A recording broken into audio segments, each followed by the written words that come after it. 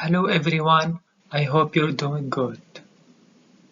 So today lesson will go through the context of Richard III, the epic play by William Shakespeare. So before we start, please subscribe to my channel and hit the notification below for more update. Shakespeare dramatic explanation of the throne versus the state, or deception and betrayal and pursuit of power, reflects aspects of the world as it was when Shakespeare wrote this play.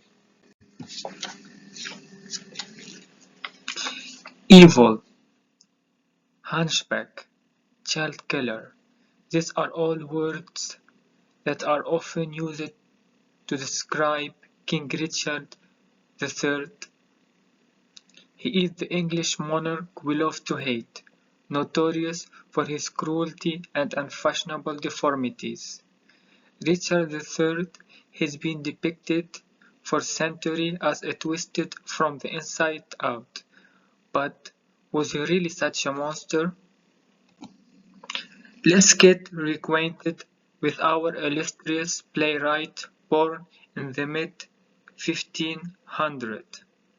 Shakespeare is the most successful and influential playwright of all time, with 37 plays and 154 poems.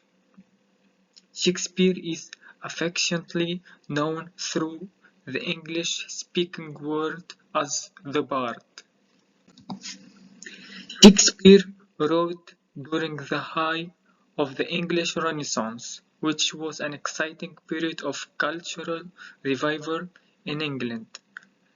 Literature, drama, and music are all flourished under the reign of Queen Elizabeth I, the Virgin Queen, who was great patron of the arts, and it was also famous as the Elizabethan era.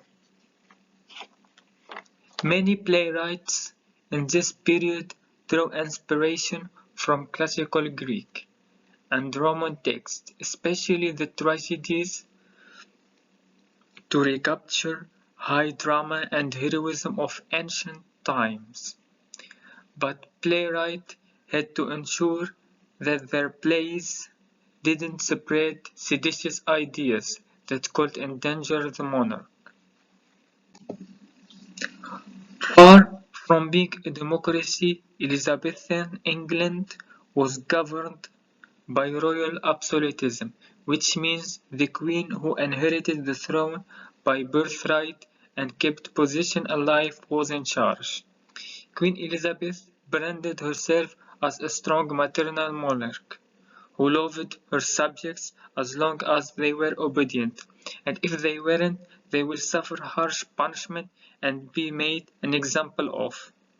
Shakespeare plays upholds the glory and legitimacy of England's monarchy, especially Queen Elizabeth's family line, the Tudors. Most of the historical sources that Shakespeare relied on were biased in favor of the Tudor dynasty.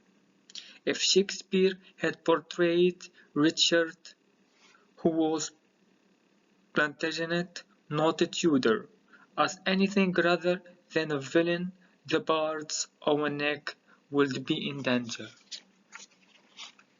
The Tudors rose to power when supporters of Henry Tudor, the Earl of Richmond, killed Henry III at the Battle of Bosworth Field.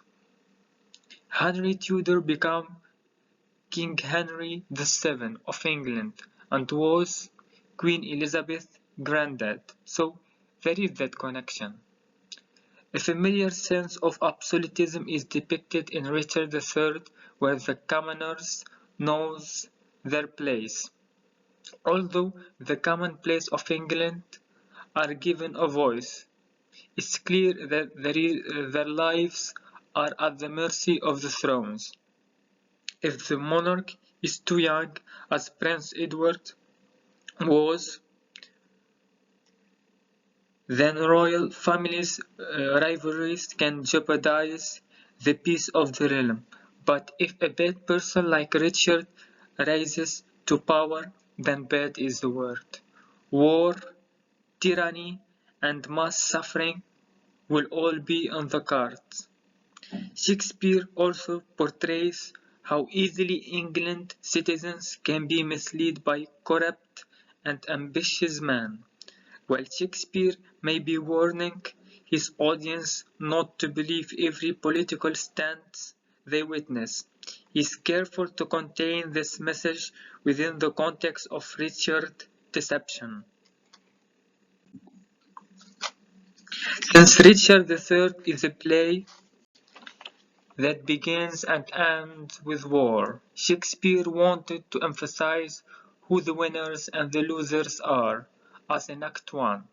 The House of York are celebrating their victory over the House of Lancaster at the Battle of Tewkesbury. But in Act 5 the Battle of Bosworth changes everything. That the House of Tudor take charge and the entire Plantagenet, including the House of York, goes extinct. Soon after King Richard's death, the Battle of Bosworth was the last major conflict.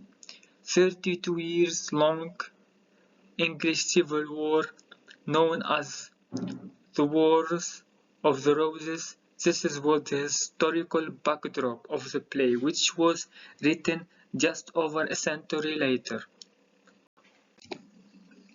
Since Richard himself is the ultimate actor, deceiving everyone with his dissembling nature and gift for language, the part demands an expert actor. The play's meta-theatrical element or self-references to theatre require a subtle skill. The actor must suspend the audience's disbelief, while emphasizing the way Richard enacts various roles as he plays the part of a loving brother, caring uncle, passionate lover, and a loyal subject of King Edward, perhaps the famous example of meta-theatre in the play when the Duke of Buckingham stages Richard's appearance to the public, making him look like a Christian and reluctant to accept the crown. In Act 3, Scene 7, the other major challenge for any actor playing the part of Richard is the physicality of the role. Shakespeare depicts Richard as a hunchback with pronounced limbs and deformed arms, as in Act 1, Scene 1. Richard's deformity is the basis of the play, best insult and is one of the things that make him a memorable villain, but there is an evidence to suggest that Shakespeare exaggerated Richard's disability. What the archaeologists found was that Richard did have scoliosis or curvature of the spine, but he wasn't the hunchback toad that we have imagined for centuries, and they also couldn't find an evidence of withered arm. Ultimately, Shakespeare emphasized Richard's outward deformity to dramatically symbolize or represent his inner corruption as a deceitful Machiavel.